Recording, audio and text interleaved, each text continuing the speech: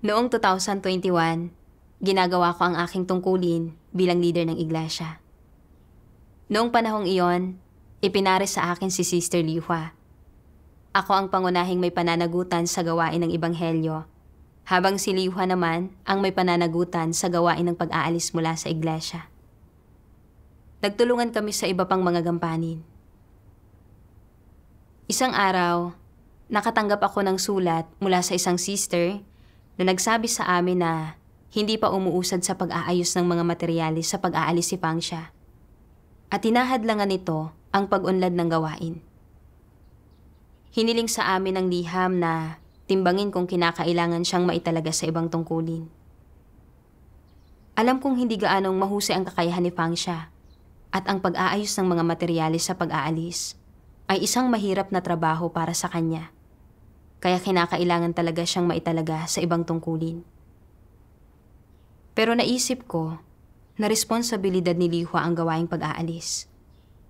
Kung may anumang mga problema rito, siya ang dapat na makipagbahaginan para malutas ang mga ito. Ang gawain ng Ebanghelyo, kung saan ako ang responsable, ay kinapapalooban ng maraming bagay at ng maraming problema.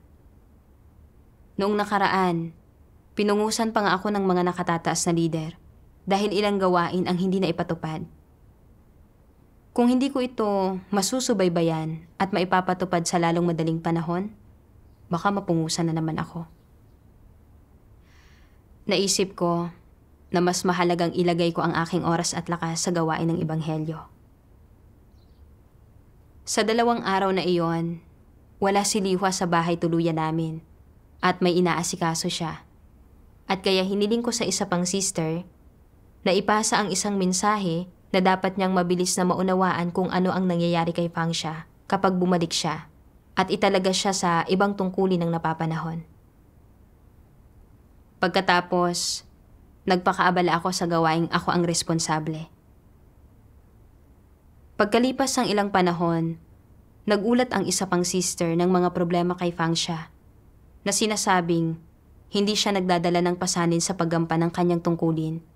At nang tinukoy ng mga sister ang kanyang mga problema, hindi niya ito tinanggap at nagpakita pa nga ng pagkamainiti ng ulo.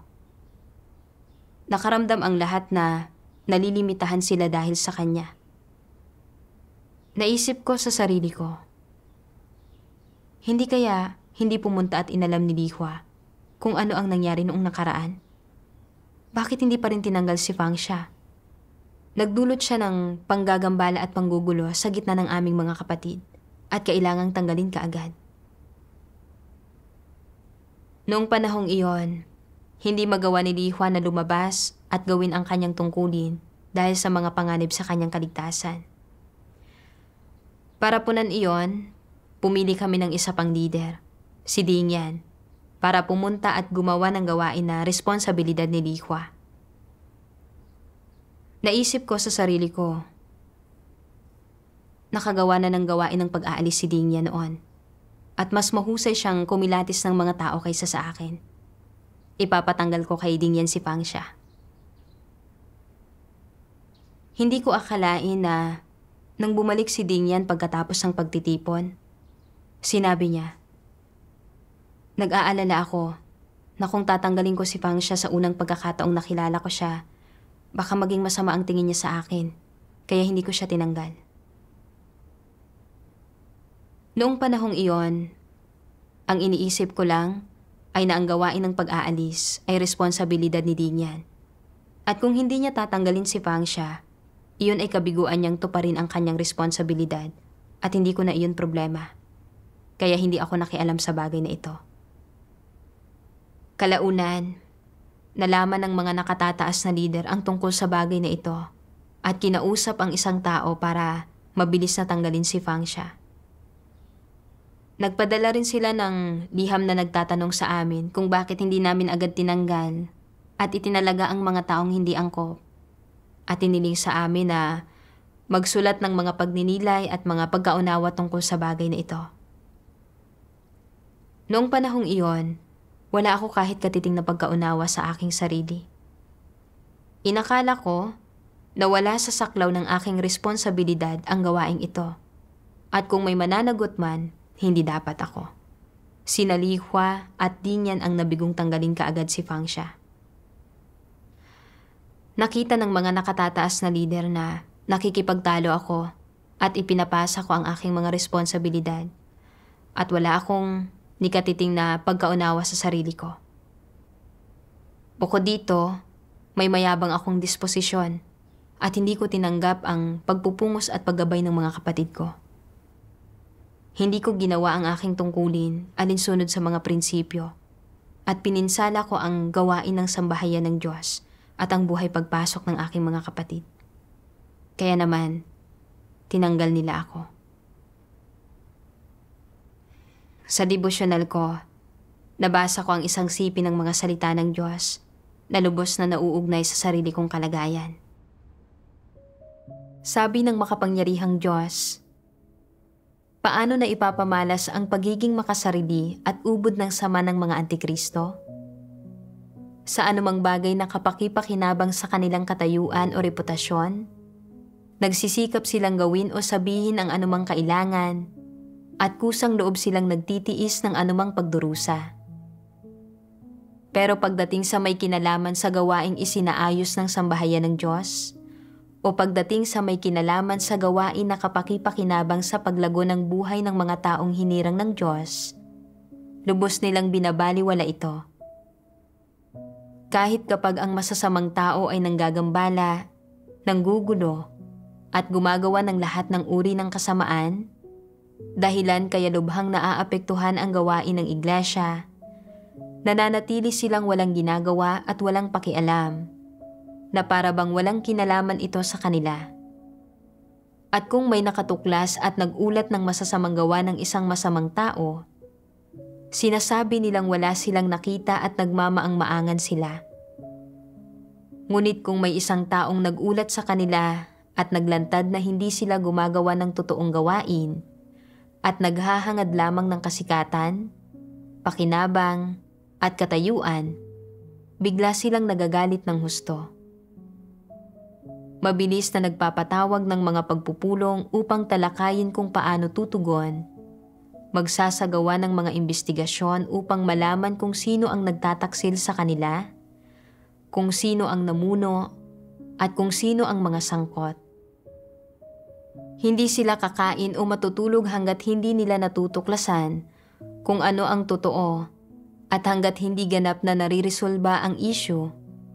Magiging masaya nga lamang sila kapag napabagsak na nila ang lahat ng sangkot sa pag-uulat sa kanila. Pagpapamalas ito ng pagiging makasarili at ubod ng sama, hindi ba? Gawain ba ng iglesia ang ginagawa nila?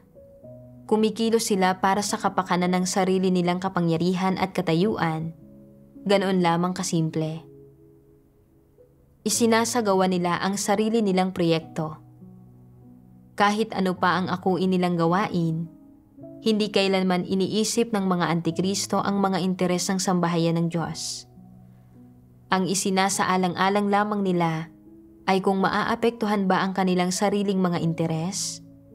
Ang iniisip lamang nila ay ang maliit na bahagi ng gawaing nasa harapan nila na napapakinabangan nila. Para sa kanila, ang pangunahing gawain ng iglesia ay isang bagay lamang na ginagawa nila sa libre nilang oras. Hinding-hindi talaga nila ito sineseryoso. Gumagalaw lang sila kapag pinapakilos sila, ginagawa lamang ang gusto nilang gawin, at ginagawa lamang ang gawain na alang-alang sa pagpapanatili ng sarili nilang katayuan at kapangyarihan.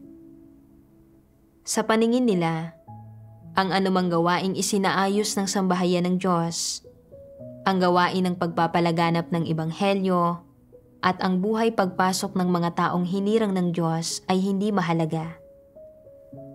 Anuman ang mga paghihirap ng ibang mga tao sa kanilang gawain, anuman ang mga isyong matuklasan at maiulat sa kanila, gaano man kasinsero ang kanilang mga salita, walang pakialam ang mga antikristo. Hindi nila isinasangkot ang kanilang sarili na para bang wala itong kinalaman sa kanila. gaano man kalaki ang mga problemang lumilitaw sa gawain ng iglesia, lubos silang walang pakialam. Kahit pa nga nasa harapan na nila mismo ang isang problema, hinaharap lang nila ito ng pabasta-basta. Kapag tuwiran lamang silang pinungusan ng ang itaas at inutusang ayusin ang isang problema, ay saka lamang sila padabog na gagawa ng kaunting tunay na gawain at magpapakita ng anuman sa ang itaas. Pagkatapos nito, magpapatuloy sila sa sarili nilang gawain. Wala silang interes at walang pakialam pagdating sa gawain ng iglesia sa mahahalagang bagay na may mas malalawak na konteksto. Binabaliwala pa nga nila ang mga problemang natutuklasan nila at nagbibigay sila ng mga pabasta-bastang sagot o nag-aalangan silang sumagot kapag tinatanong sila tungkol sa mga problema. Hinaharap lamang ang mga ito ng may labis na pag-aatubili. Pagpapamalas ito ng pagiging makasarili at ubod ng sama, hindi ba? Isinisiwalat ng Diyos na ang mga antikristo ay lubhang makasarili at ubod ng sama. Handa lang silang magsumikap, magtiis ng paghihirap at magbayad ng halaga para sa mga bagay na makapagpapaganda sa kanila at makakukuha ng pagpapahalaga ng iba. Wala sila talagang pakialam sa gawain ng iglesia at sa mga paghihirap ng mga kapatid at itinuturing ang lahat ng ito ng pabasta-basta. Ganap na wala silang interes kahit na alam nilang may nagdudulot ng mga pagkagambala at panggugulo. Ang disposisyong ibinunyag ko ay kapareho ng sa isang antikristo. Alam na alam kong walang nakukuhang resulta si Fangsha sa mga tungkulin niya at nakailangan siyang maitalaga kaagad sa ibang tungkulin. Pero pakiramdam ko, ang gawain ng pag-aalis ay responsibilidad ni Lihua at siya ang dapat na lumutas sa anumang problema. Naramdaman ko na kahit na gumugol ako ng oras sa pagsisikap na lutasin ang mga problemang ito, hindi nito mapapaganda ang imahe ko at pag-aaksaya lang ito ng oras ko. Kaya, irresponsable akong kumilos at ipinagsawalang bahala ang bagay na iyon. Kalaunan, hindi nagawa ni Lihua ang kanyang mga tungkulin. Kakapili lang kay Dingyan bilang leader at dapat ay sumama ako sa kanya upang tanggalin si Fangsha. Pero saglit ko lang itong tinalakay sa kanya. Pagkatapos ay narinig kong sinabi niya na nag-aalinlangan siya kaya hindi niya tinanggal si Fangsha. Pero hindi ko pa rin iyon niresolba ng napapanahon. Naging pabaya ako sa gawain ng iglesia at hindi ko ito tinrato ng may pag-iingat. Nang dumating ang mga nakatataas na leader para pungusan ako, bukod sa hindi ko pinagnilayan ang sarili ko, sinubukan ko ring ipasa ang sisi sa iba. Sinabi kong ang mga sister na gumagawa kasama ko ang hindi nagtanggal kay Fangsha ng napapanahon. Sa paggawa nito, sinubukan kong hugasan ang aking mga kamay sa bagay na iyon. Kung hindi agad na tinanggal ng mga nakatataas na leader si Fangsha, hindi tiyak kung gaano katagal niyang guguluhin ang pangkat at kung gaano kalaki ang pinsalang maidudulot niya sa gawain ng pag-aalis at sa buhay ng mga kapatid. Mahigit 2 taon na akong leader at naarok ko na ang ilang prinsipyo. Dapat ay nagpakita ako ng mas higit na pagmamalasakit at tinupad ko ang aking mga responsibilidad na protektahan ang iba't ibang gawain ng iglesia. Nang makita kong may gumugulo at gumagambala sa gawain ng iglesia, dapat ay agad ko silang pinahinto at pinigilan. Ang mga hindi nababagay ay dapat na itinalaga sa ibang tungkulin o tinanggal ng napapanahon. Kung hindi ko makita ang mga bagay ng malinaw, dapat kong hanapin at konsultahin ang aking mga katrabaho. Ito ang ibig sabihin ng pagtupad sa mga responsibilidad ng isang tao. Pero sa paghahangad ng reputasyon at katayuan, at para makuha ang pagpapahalaga ng mga nakatataas na leader, pinagtuunan ko lang ng pansin ang mga gawaing may kinalaman sa mga pangunahin kong responsibilidad. At nang makita kong may mga problemang lumitaw sa ibang aspekto ng gawain. Hindi ko pinansin ang mga ito. Wala talaga ako kahit katiting na pagkatao. Labis akong makasarili. Kung hindi dahil sa paglantad, pagpungos, at pagtanggal sa akin ng mga nakatataas na lider, hindi ko pa rin sana malalaman na kailangan kong pagnilayan ang sarili ko. Hindi ko sana mauunawaan kung gaano ako lubusang ginawang tiwali ni Satanas o kung gaano kaubod ng sama at karumal-dumal ang paraan ng pamumuhay ko. Nang maunawaan ko ito, nakaramdam ako ng matinding panghihinayang at paninisi sa sarili. Kasabay nito, nanalangin ako sa Diyos nang may pasasalamat sa aking puso. Mahal kong Diyos, ang pagtanggal sa akin ay ang iyong katuwiran. Hindi mo ako tinrato ayon sa aking mga pagsalangsang, kundi binigyan mo pa ako ng pagkakataong magsisi para mapagnilayan ko at maunawaan ang aking sarili. Ito ang iyong pag-ibig at pagliligtas. Mahal kong Diyos, naway akayin mo akong maunawaan ang aking sarili sa bagay na ito at magkaroon ng tunay na pagsisisi. Kalaunan, nabasa ko ang mga salitang ito ng Diyos. Sa sambahayan ng Diyos, ang lahat ng naghahangad sa katotohanan ay nagkakaisa sa harap ng Diyos, hindi watak-watak. Pinagsisikapan nilang lahat ang iisang layon, ang tuparin ang kanilang tungkulin, gawin ang gawaing itinatalaga sa kanila, kumilos ayon sa mga katotohanang prinsipyo, gawin ang hinihingi ng Diyos, at matugunan ang kanyang mga layunin. Kung ang iyong layon ay hindi para dito, kundi para sa sarili mong kapakanan, para matugunan ang mga makasarili mong pagnanais, iyan ay pagbubunyag ng isang tiwaling satanikong disposisyon. Sa sambahayan ng Diyos, ang mga tungkulin ay ginagawa ayon sa mga katotohanang prinsipyo, samantalang ang mga kilos ng mga walang pananampalataya ay pinamamahalaan ng kanilang mga satanikong disposisyon. Ito ay dalawang landas na labis na magkaiba. Ang mga walang pananampalataya ay kinikimkim ang sarili nilang mga pakana. Ang bawat isa sa kanila ay may sarili nilang mga pakay at plano, at ang lahat ay nabubuhay para sa sarili nilang mga interes. Ito ang dahilan kung bakit nag-aagawan silang lahat para sa sarili nilang kapakanan at ayaw nilang isuko ang kahit kapiraso ng kanilang pakinabang. Nahahati sila, hindi nagkakaisa, dahil hindi iisa ang kanilang layon. Magkatulad ang intensyon at kalikasang nasa likod ng kanilang ginagawa. Lahat sila ay gumagawa para sa kanilang sarili lamang.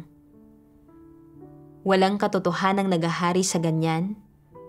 Ang nagahari at namumuno sa ganyan ay isang tiwali at satanikong disposisyon. Kinukontrol sila ng kanilang tiwaling satanikong disposisyon at hindi nila matulungan ang sarili nila, kaya't lumulubog sila ng lumulubog sa kasalanan. Sa sambahayan ng Diyos, kung ang mga prinsipyo, pamamaraan, motibasyon, at panimulang punto ng inyong mga kilos ay hindi naiiba sa mga walang pananampalataya, kung kayo ay pinaglaruan, kinontrol, at minanipula rin ng isang tiwaling satanikong disposisyon, at kung ang panimulang punto ng inyong mga kilos ay ang sarili ninyong mga interes, reputasyon, pride, at katayuan, ang paggampan ninyo sa inyong tungkulin ay hindi maiiba sa paraan kung paano ginagawa ng mga walang pananampalataya ang mga bagay-bagay. Habang pinagninilayan ko ang mga salita ng Diyos, napagtanto ko na kahit na nananampalataya at sumusunod ako sa Diyos at gumagawa ng mga tungkulin sa iglesia, hindi nagbago ang aking mga iniisip at pananaw. Nabubuhay pa rin ako ng nakaasa sa mga satanikong lason na ang bawat tao para sa kanyang sarili at bahala ng iba. At Iniiwan ng tao ang kanyang pangalan saan man siya maglagi, tulad ng pagputak ng gansa saan man ito lumipad. Nabubuhay ako sa isang makasarili at ubod ng samang tiwaling disposisyon. Isinasaalang-alang lamang ang aking sariling reputasyon at katayuan. Nang malaman kong walang nakukuhang anumang resulta si Fangsha kapag ginagawa niya ang kanyang tungkulin at nakakagulo rin sa ibang mga kapatid at nakahahadlang sa gawain ng pag-aalis, alam kong dapat siyang agad na tanggalin at palitan ng angkop na tao. Gayunpaman, ang inisip ko lang ay ang gawaing ako ang responsable at tinangad ko lang ang sariling reputasyon at katayuan ko. Naisip ko na kung malulutas ang problemang ito, ibang tao ang pupurihin at hindi ako magkakaroon ng pagkakataong maging bida. Kaya, ipinagsawalang bahala ko ito. Hindi ko isinaalang-alang ang laki ng pinsalang maidudulot sa gawain ng iglesia at sa buhay ng aking mga kapatid kung hindi malulutas ang problemang ito. Bagaman ang gawain ng pag-aalis ay pangunahing responsibilidad ng katuwang ko, hindi ito nangangahulugan na hindi ko na kailangang pagtuunan ng pansin ang gawaing ito. Bilang isang leader, kung may lumabas na isyu sa anumang gampanin, dapat akong makilahok at, kasama ng mga katrabaho ko, talakayin ito, hanapin ang mga prinsipyo at lutasin ito. Ito ay responsibilidad ko at mga tungkulin ng pwesto ko. Gayunpaman, nabuhay lang ako para sa sarili kong reputasyon at katayuan. Ako ay naging makasarili at ubod ng sama. At hindi ko pinangalagaan ang mga interes ng iglesia o isinaalang-alang ang pangkalahatang gawain. Hindi ko hinarap ang gawain ng iglesia bilang parte ng isang pangkat. Ang mga walang pananampalataya ay nagkikimkim ng kanilang sariling mga pakana sa kanilang gawain. At lahat ng kanilang ginagawa ay para sa kanilang sariling kapakanan. Ang paraan ng paggawa ko ngayon ay talagang walang pinagkaiba sa paraan ng paggawa ng mga walang pananampalataya. Isang araw, nabasa ko ang isang sipi ng mga salita ng Diyos sa isang video ng patotoong batay sa karanasan. Nakagawa ang Diyos ng napakalaking gawain ng pagpapahayag ng katotohanan at pagliligtas sa mga tao at ibinuhos niya ang lahat ng kanyang dugo ng puso rito. Labis na siniseryoso ng Diyos ang pinakamakatarungang gawaing ito. Ang lahat ng kanyang dugo ng puso ay iginugol para sa mga taong ito na nais niyang iligtas. Ang lahat ng kanyang mga ekspektasyon ay itinuon din sa mga taong ito. At ang mga huling resulta at kaluwalhati ang nais niyang makamit mula sa kanyang 6,000 taong plano ng pamamahala ay maisa sa katuparan lahat para sa mga taong ito. Kung may isang tao na nakikipagtunggali laban sa Diyos, kumukontra, gumugulo, o sumisira sa resulta ng gawaing ito, patatawarin ba siya ng Diyos? Sumasalungat ba ito sa disposisyon ng Diyos?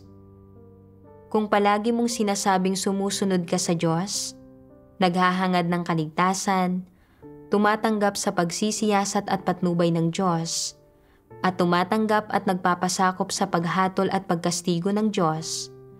Ngunit habang sinasabi mo ang mga salitang ito, ginagambala, ginugulo, at sinisira mo ang iba't ibang gawain ng iglesia, at dahil sa iyong panggugulo, paggambala, at pagsira, dahil sa iyong kapabayaan o pagpapabaya sa tungkulin, o dahil sa iyong mga makasariling pagnanais at alang-alang sa paghahangad sa sarili mong mga interes, ang mga interes ng sambahayan ng Diyos, ang mga interes ng iglesia, at ang marami pang ibang aspekto ay napinsala, hanggang sa puntong lubhang nagulo at nasira ang gawain ng sambahayan ng Diyos.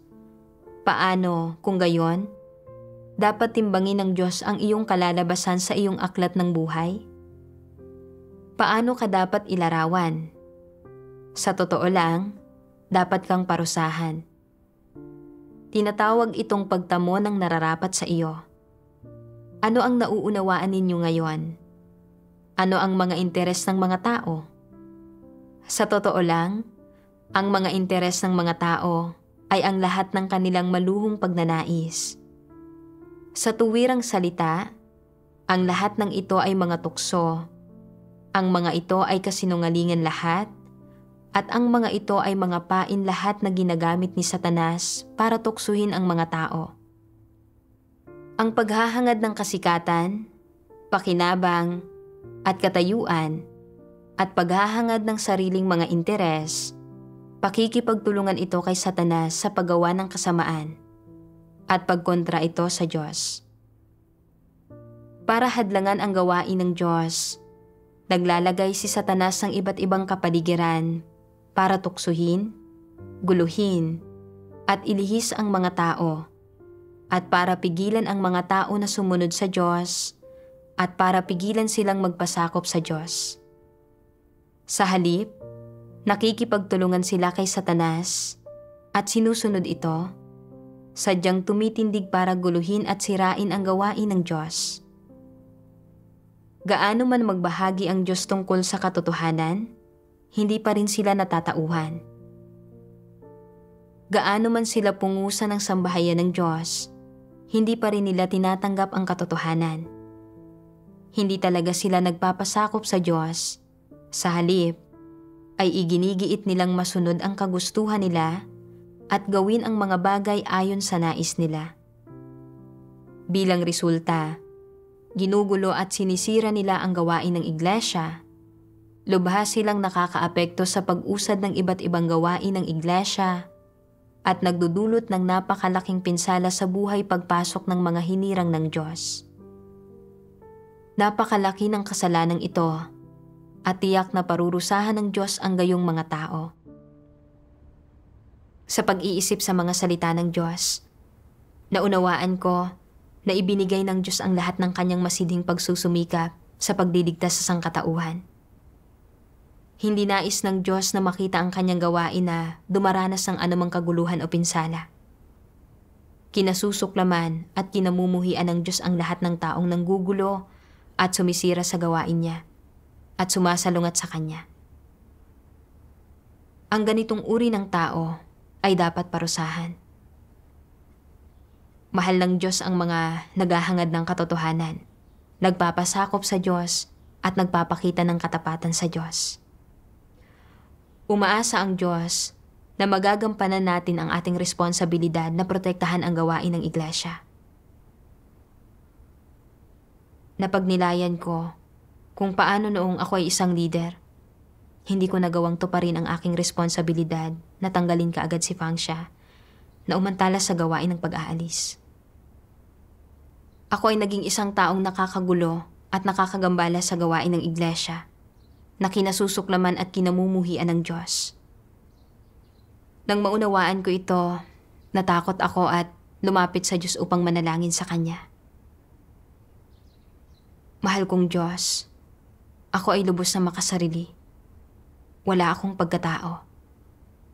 Reputasyon at katayuan lang ang hinahangad ko at hindi ko pinangangalagaan ang mga interes ng sambahayan ng Diyos. Nakagawa ako ng mga bagay na naghihimagsik laban sa iyo at lumalaban sa iyo. Hindi ako karapat-dapat sa iyong pagliligtas. Mahal kong Diyos, handa akong magsisi. Naway gabayan mo ako na makahanap ng landas ng pagsasagawa. Nagbasa pa ako ng mga salita ng Diyos. Kung isa kang leader, ilang gampanin man ang pinananagutan mo, responsibilidad mong palaging magtanong tungkol sa mga ito at mag-usisa at kasabay nito, inspeksyonin ang mga ito at lutasin agad ang mga problema pagkalitaw pa lamang ng mga ito. Trabaho mo ito. Kaya nga, leader ka man sa rehiyon, leader sa distrito, leader sa iglesia, o leader o supervisor ng anumang pangkat, kapag nalaman mo na ang saklaw ng iyong mga responsibilidad, kailangan mong suriin ng madalas kung gumagawa ka ba ng tunay na gawain, kung natupad mo ba ang mga responsibilidad na dapat tuparin ng isang leader o manggagawa, pati na kung aling mga gampanin mula sa ilang ipinagkatiwala sa iyo ang hindi mo nagawa. Alin ang ayaw mong gawin?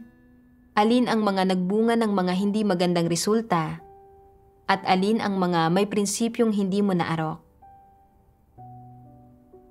Ito ang lahat ng bagay na dapat mong suriin ng madalas.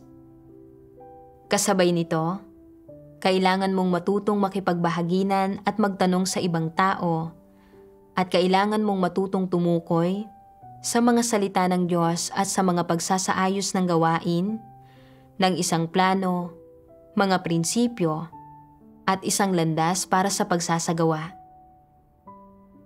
Sa anumang pagsasaayos ng gawain, nauugnay man ito sa administrasyon, sa mga tauhan, o sa buhay iglesia, o kaya ay sa anumang uri ng profesional na gawain, kung binabanggit nito ang mga responsibilidad ng mga lider at manggagawa, ito ay isang responsibilidad na dapat tuparin ng mga lider at manggagawa, at nasa saklaw ng responsibilidad ng mga lider at manggagawa, ito ang mga gampaning dapat mong asikasuhin. Natural, dapat itakda ang mga prioridad batay sa sitwasyon. Walang gawaing maaaring maiwan. Sinasabi ng ilang lider at manggagawa, hindi 3 ang ulo ko at hindi 6 ang braso ko. Napakaraming gampanin sa pagsasaayos ng gawain. Tiyak na hindi ko kakayanin kung ako ang aatasang mga siwa ng lahat ng ito. Kung may ilang gampaning hindi mo kayang personal na makisangkot, nagsaayos ka ba ng ibang tao na gagawa ng mga ito? Pagkatapos gawin ang pagsasaayos na ito, nagsubaybay ka ba at nag-usisa? Sinuri mo ba ang gawain nila? Siguradong may oras ka naman para mag-usisa at magsuri, hindi ba? Tiyak na mayroon. Para sa lahat ng gumagampan ng tungkulin, gaano man kalalim o kababaw ang kanilang pagkaunawa sa katotohanan, ang pinakasimpleng paraan para isagawa ang pagpasok sa katotohanang realidad ay ang isipin ang mga interes ng sambahayan ng Diyos sa lahat ng bagay at bitiwan ang kanilang mga makasariling pagnanais, mga personal na intensyon, mga motibo, pagmamalaki at katayuan. Unahin ang mga interes ng sambahayan ng Diyos. Ito ang pinakamababang dapat gawin ng isang tao. Kung hindi man lang ito magawa ng isang taong gumagampan ng tungkulin, paano masasabi na ginagampanan niya ang kanyang tungkulin? Hindi iyon paggampan ng kanyang tungkulin. Dapat mo munang isipin ang mga interes ng sambahayan ng Diyos, isaalang-alang ang mga layunin ng Diyos, at isaalang-alang ang gawain ng iglesia. Unahin mo muna ang mga bagay na ito. Pagkatapos niyan, saka mo lamang maaaring isipin ang katatagan ng iyong katayuan o kung ano ang tingin sa iyo ng iba. Hindi ba ninyo nararamdaman na mas dumadali ito ng kaunti kapag hinahati ninyo ito sa 2 hakbang at gumagawa kayo ng ilang kompromiso? Kung magsasagawa ka ng ganito ng ilang panahon, madarama mo na hindi naman pala mahirap na bigyang kasiyahan ang Diyos. Bukod pa riyan, dapat mong magawang tuparin ang iyong mga responsibilidad, gampanan ang iyong mga obligasyon at ang iyong tungkulin, at isantabi ang iyong mga makasariling pagnanais, intensyon at motibo. Dapat kang magpakita ng pagsasaalang-alang sa mga layunin ng Diyos at unahin ang mga interes ng sambahayan ng Diyos, ang gawain ng iglesia, at ang tungkulin na dapat mong gampanan. Pagkatapos itong maranasan sa loob ng ilang panahon, madarama mo na isa itong mabuting paraan para umasal. Ito ay pamumuhay ng prangka at tapat, at hindi pagiging isang mababang uri at ubod ng sama na tao. Pamumuhay ito ng makatarungan at marangal, sa halip na pagiging walang gulugod, kasuklam-suklam at mababang uri. Madarama mo na ganito dapat kumilos ang isang tao at ito ang wangis na dapat niyang isabuhay. Unti-unti, mababawasan ang pagnanais mong bigyang kasiyahan ang sarili mong mga interes. Mula sa mga salita ng Diyos, nakita ko na napakahalaga ng lahat ng mga gampanin sa sambahayan ng Diyos. At bawat isa ay nakapaloob sa mga responsibilidad ng mga lider at manggagawa para kanilang pangasiwaan at subaybayan. Ang paghahati-hati ng mga gampanin ay isa lang kinakailangang bahagi ng gawain para matiyak na magbubunga ng mas magagandang resulta ang gawain. Gayunpaman, naniwala ako na ang paghahati-hati ng mga gampanin ay nangangahulugang wala akong responsibilidad sa iba pang mga gampanin. Naisip ko na kung may mga problemang nangyayari sa gawain, iyon ay responsibilidad ni ganito at gayong tao. Ang taong iyon ang dapat pumunta at lumutas dito at umako ng responsibilidad para dito. Ang pananaw na ito ay hindi tama at hindi naaayon sa mga hinihingi ng Diyos sa mga lider at manggagawa. Ang mga lider ay may pananagutan para sa pangkalahatang gawain at ang gawain ng pag-aalis ay nakapaloob din sa saklaw ng aking trabaho. Kung may anumang problema rito, kailangan kong tuparin ang aking responsibilidad. Kailangan kong talakayin at lutasin ang mga problema kasama ng mga katrabaho ko. Kasabay nito, naunawaan ko na kapag ginagawa ko ang aking tungkulin, kailangan kong unahin ang mga interesang sambahayan ng Diyos at isaalang-alang ang pangkalahatang gawain. Hindi ko maaaring hayaang maimpluwensyahan ng mga pakinabang at pagkaluging may kaugnayan sa mga personal kong interes ang gawain ng sambahayan ng Diyos at maantala ang buhay pagpasok ng mga kapatid ko. Sa hinaharap, kailangan kong magsagawa alinsunod sa mga salita ng Diyos. Ano man ang gampaning gawin ko, dapat ko pa ring tuparin ang sarili kong mga responsibilidad. Hindi ko na dapat isaalang-alang ang sarili kong mga interes. Kalaunan, naging responsable ako sa gampanin ng pagdidilig sa mga baguhan. Ang katuwang kong si Sister Yang Li ay kinailangang pumunta sa ibang lugar ng ilang panahon para asikasuhin ang isang bagay. Bago siya umalis, ipinasa niya sa akin ang lahat ng mga baguhan na dinidiligan niya. Naisip ko sa sarili ko, hindi maganda ang kalagayan ng ilan sa mga baguhang dinidiligan ko. Kailangan kong lutasin ang kanilang mga problema. Saan ako hahanap ng oras para diligan ang mga baguhang pananagutan mo? Kung hahadlang ito sa aking tungkulin, ano ang iisipin ng mga lider sa akin? Sasabihin ba nilang wala akong pasanin at hindi gumagawa ng tunay na trabaho? Nang mag-isip ako ng ganito, napagtanto ko na mali ang aking kalagayan. Muli kong isinaalang-alang ang aking sariling mga interes at gumagawa para sa sariling reputasyon at katayuan ko. Naalala ko ang mga salita ng Diyos. Para sa lahat ng gumagampan ng tungkulin, gaano man kalalim o kababaw ang kanilang pagkaunawa sa katotohanan, ang pinakasimpleng paraan para isagawa ang pagpasok sa katotohanang realidad ay ang isipin ang mga interes ng sambahayan ng Diyos sa lahat ng bagay at bitiwan ang kanilang mga makasariling pagnanais, mga personal na intensyon, mga motibo, pagmamalaki at katayuan. Unahin ang mga interes ng sambahayan ng Diyos. Ito ang pinakamababang dapat gawin ng isang tao. Kung hindi man lang ito magawa ng isang taong gumagampan ng tungkulin, paano masasabi na ginagampanan niya ang kanyang tungkulin? Hindi iyon paggampan ng kanyang tungkulin. Kinailangan kong pangalagaan ang mga interes ng sambahayan ng Diyos. Hindi ko na dapat isaalang-alang ang sarili kong reputasyon at katayuan.